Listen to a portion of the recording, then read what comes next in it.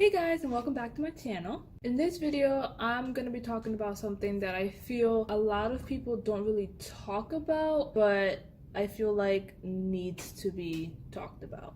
You know how everyone knows either that one muscle head or that one health junkie or that one sneakerhead or whatever that no one really likes? Well, this is how to not be that natural that no one really likes. Welcome to How to Not Be an Asshole Natural 101.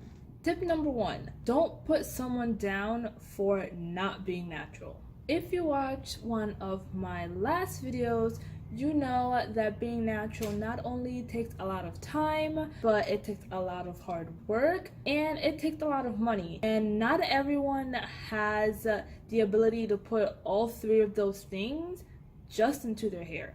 Not everyone has $50 to just drop on shampoo and conditioner. Not everyone has the time to just take a whole day out of their week just to focus on their hair.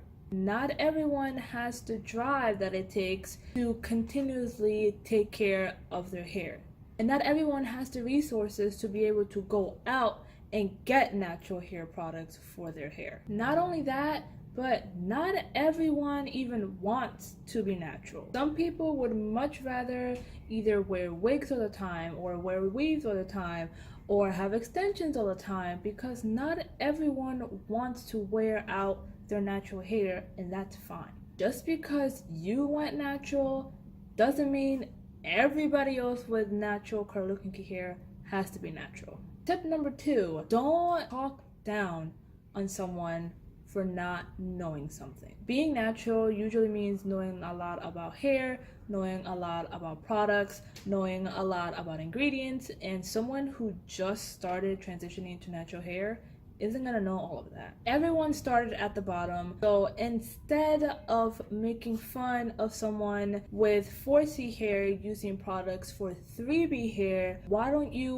1, tell them what they're doing wrong without being a condescending asshole, and 2, lead them to the right products. Doing anything but that will just lead that person to not even want to try and be natural anymore. I've been natural for around 2.5 years, and there is still so much that I don't know about my hair. So imagine being someone who just started to transition to be natural, being overwhelmed with all of this information, and then someone who has all the knowledge that you need is being rude to you.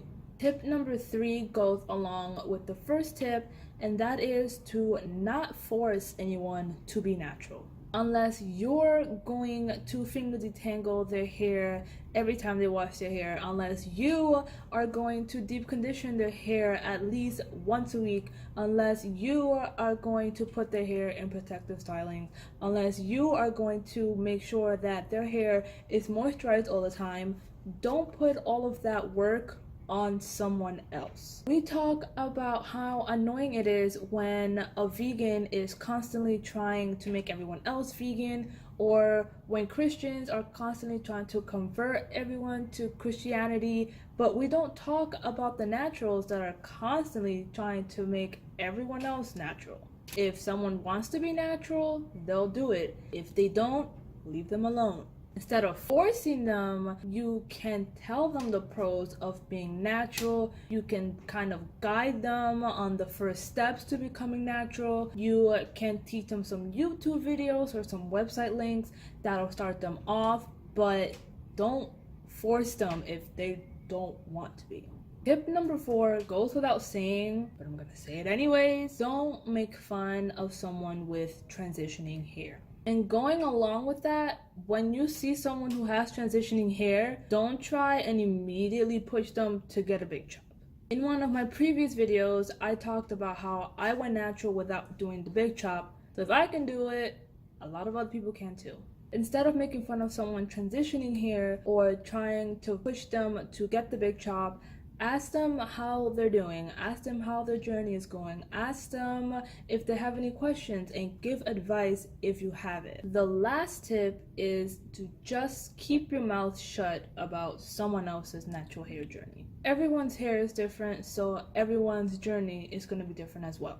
Just because Susie with 3B hair says that she's struggling with her hair doesn't mean you get to chime in and tell her she has nothing to complain about because she doesn't have 4C hair like you. And just because you're struggling with your 3B hair doesn't mean you get to talk shit about Jenny's 4C hair because she doesn't have any problems. It's cool to see people's journeys from point A to point B, but don't try and minimize someone else's struggle just because you feel like you should be getting better results than they are, or you feel like your hair looks better than theirs does and you don't understand why you're having more problems with your hair than them. Like I said, everyone's journey is different, everyone's hair is different. So that is pretty much it for this video.